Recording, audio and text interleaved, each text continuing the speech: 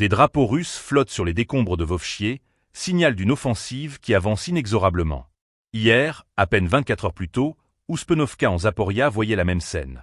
Soldats russes brandissant leur étendard au milieu des ruines fumantes. Abonnez-vous et partagez cette vidéo pour suivre chaque détail de cette escalade militaire. Le samedi 8 novembre, le ministère russe de la Défense a annoncé la prise de Vovchier, village stratégique dans l'oblast de Dnipropetrovsk. La 36e brigade de la garde, rattachée à la 29e armée combinée, a percé les lignes ukrainiennes au nord d'Alexevka, balayé les positions fortifiées par l'artillerie et les drones. Sur un bâtiment effondré, le drapeau russe est hissé, symbole d'un contrôle total selon Moscou. Mais ce succès n'est qu'une pièce d'un tableau plus vaste.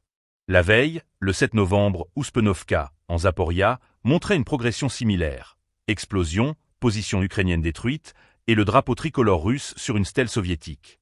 Ce village stratégique ouvre la voie à des plaines où les blindés pourraient bientôt circuler librement. Le groupe Vostok quadrille les environs, détruisant les installations ennemies et consolidant des gains cumulés importants depuis octobre. 143 km² conquis à Dnipropetrovsk et 104 à Zaporia, selon l'Institut pour l'étude de la guerre.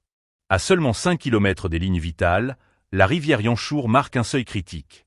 Novogrégorivka est tombée le 1er novembre, consolidant un saillant menaçant Pokrovsk et ses environs. Les combats autour d'Oryiv et Gouiapolais sont incessants, avec 50 accrochages signalés en 24 heures.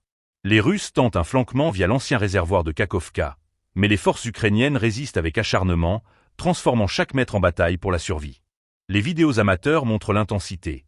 Tanks embusqués, fantassins rampant dans les aires hautes, l'air chargé de poudre et de peur.